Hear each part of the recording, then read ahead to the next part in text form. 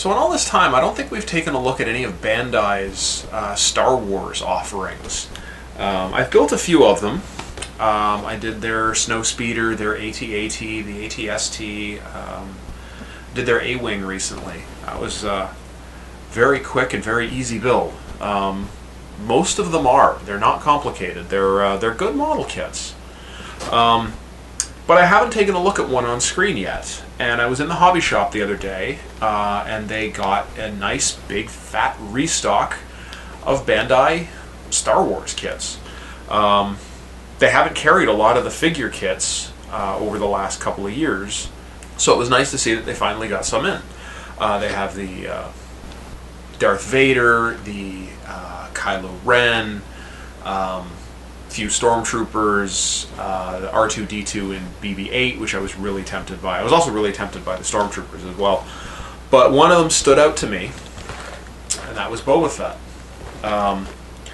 Because I haven't had a decent Boba Fett figure in a really long time. Actually, I don't know if I ever have. The Black Series 6-inch Hasbro figure was okay, but it has its faults. It is sorely lacking in hands. It doesn't really hold its rifle very well. And there's a hose running down the right arm to the gauntlet from the upper arm that really hinders posability. And more than once I was very tempted to cut that thing off.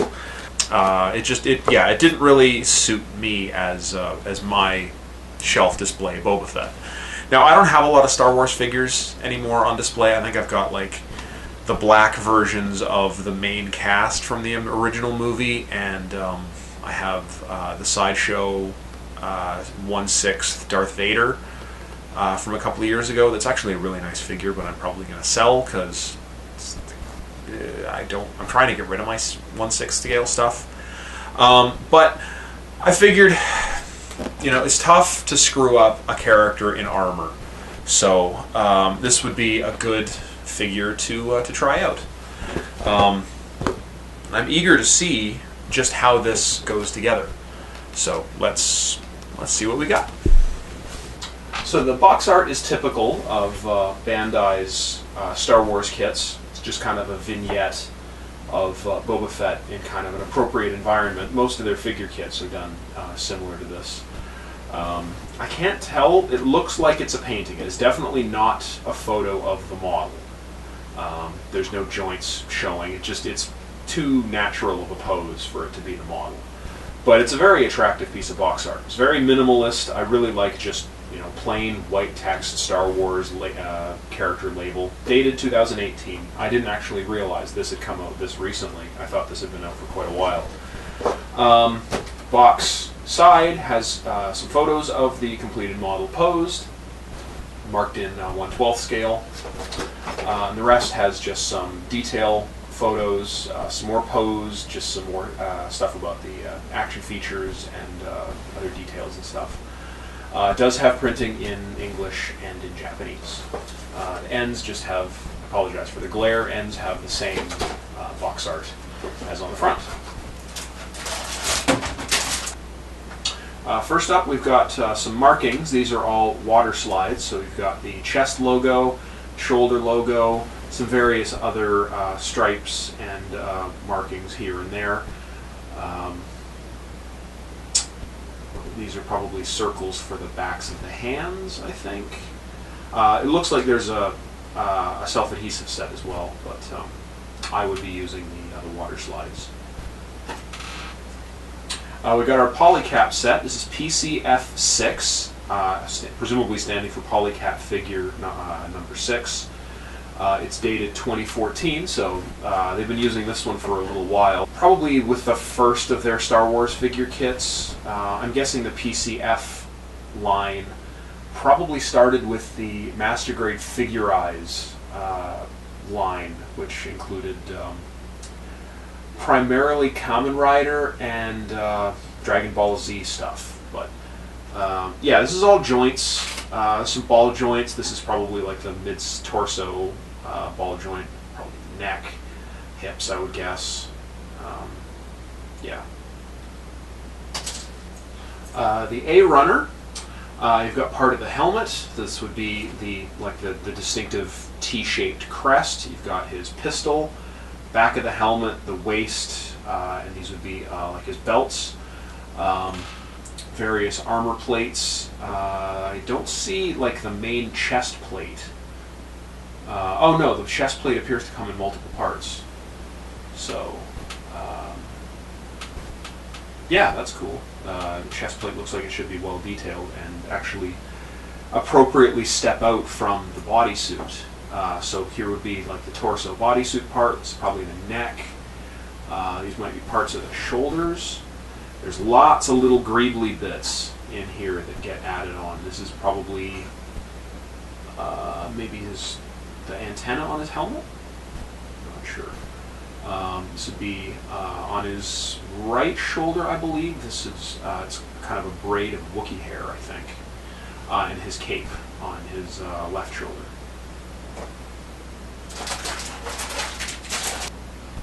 The E-Runner has his kneecap armors, which have drilled out holes for insert parts. I believe these are supposed to be like trank darts or something, so at least that's part of the fiction. And his shoulder armors here, there's a dent in one of them, so that's cool. I didn't happen to notice on the helmet if there was a dent as well. I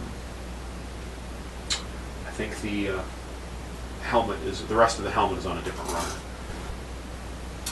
The F-Runner has the shoulder stock strangely molded in black when it should be wood. The face, the visor, the actual T-shaped visor part. There's another piece of the braid. Not sure.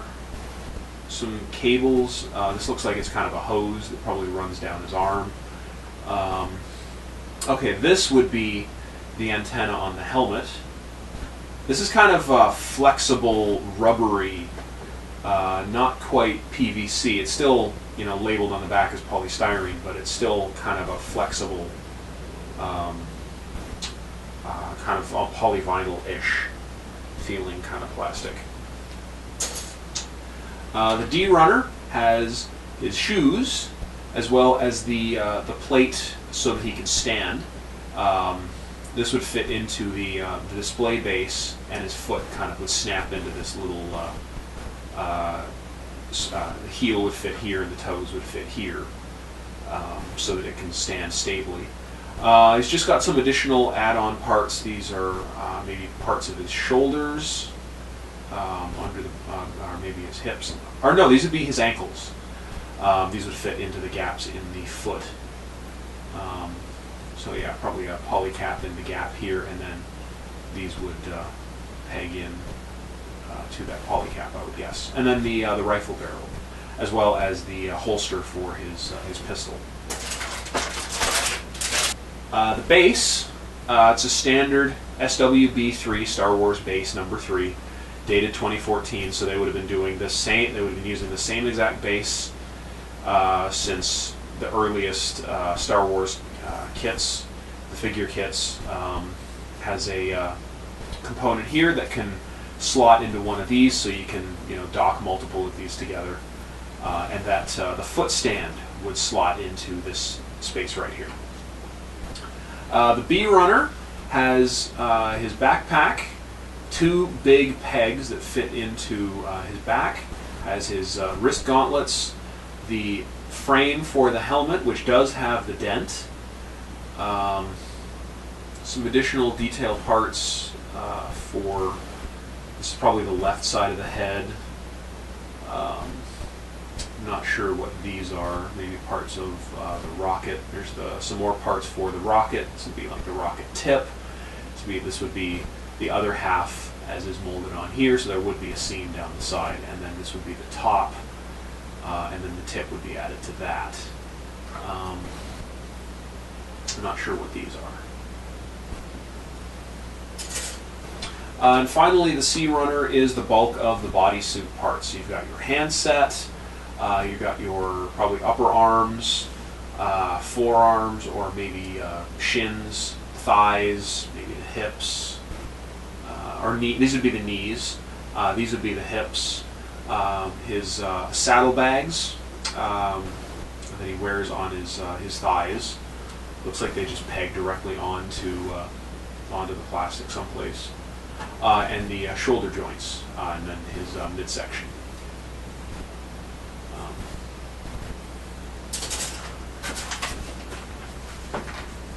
The instructions. Very lovely photo of the completed model. This is a photo of the model. This is not a painting or a photo of Jeremy Bulloch or whatever other actor in the Boba Fett bodysuit.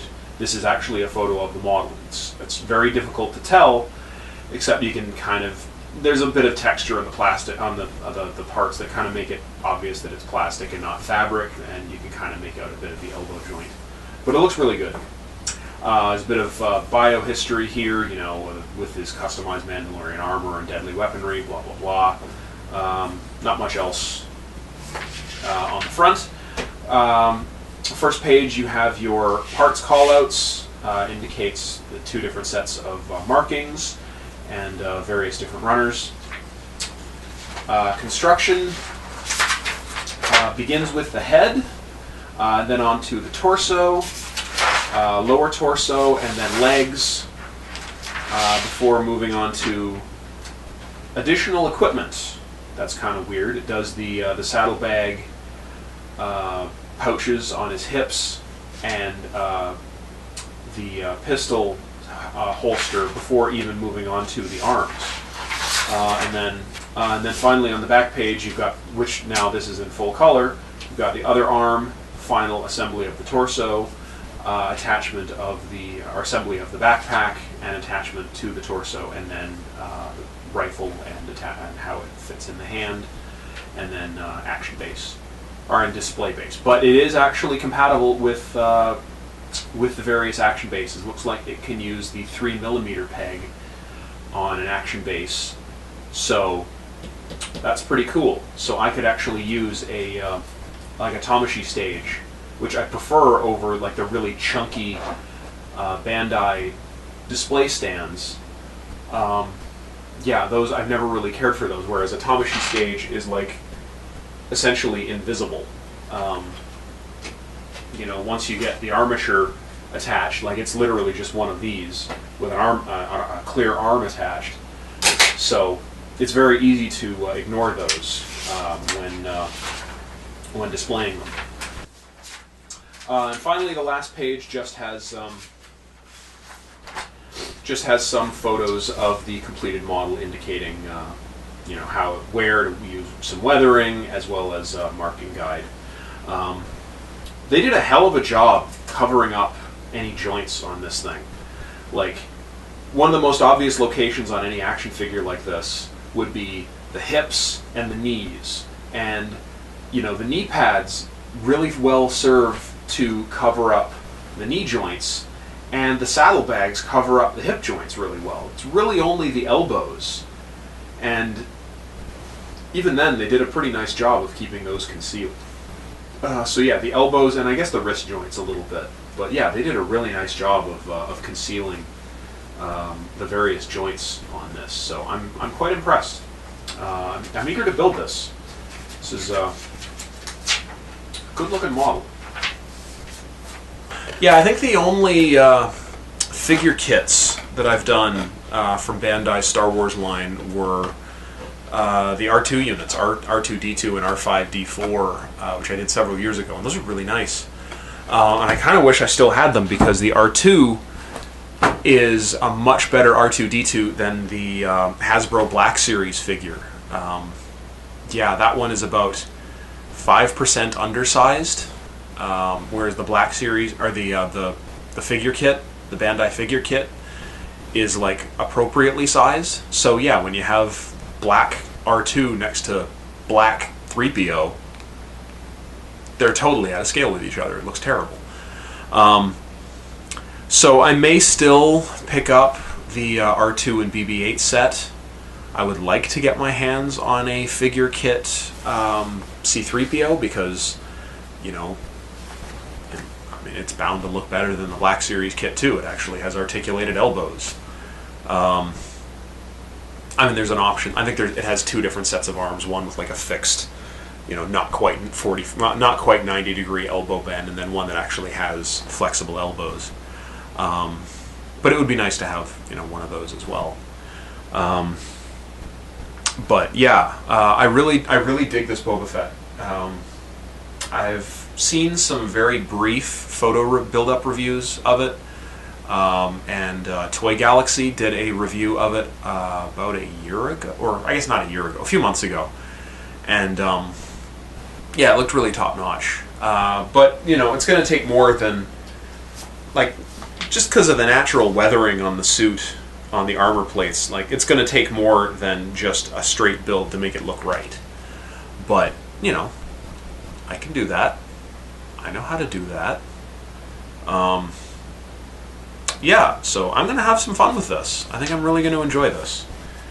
I don't have a lot else coming up in terms of unboxings for a while. This was just kind of a one-off. I do have my Zeta Gundam Perfect Grade coming up in a little while. That's probably going to be a couple of weeks away. And after that, I've got the Wing Zero Perfect Grade as well, like a month or so after that. But apart from that, I don't think I really have anything else in the pipeline. But I may start doing some live streaming now and then. It's something I kind of want to try doing. Sounds like it could be fun. And I have some tutorial stuff. I'm going to do another video on stripping chrome in the near future. And I want to do a video on painting polycaps, but I need to learn some tricks and see how to actually do that. Because I tried, and I failed, because I didn't read instructions. So I'm gonna do some more futzing around and see if I can figure out how to make that work. But do stay tuned to this channel. Stay tuned to my Twitter and my Instagram, both of which will be linked down below. I try to keep updated on Twitter, and I've been posting photos of completed builds on my Instagram a lot too. In-progress builds and completed builds, and just I try to post stuff on there as often as I can because it's fun. And eventually I will do like a photo tour of my hobby room once it's kind of a little more complete, because it's getting there, but it's still a mess in here. Anyway, do, you know, keep your eye on my Twitter and stay tuned for future happenings. Thank you everyone out there for watching, and happy modeling.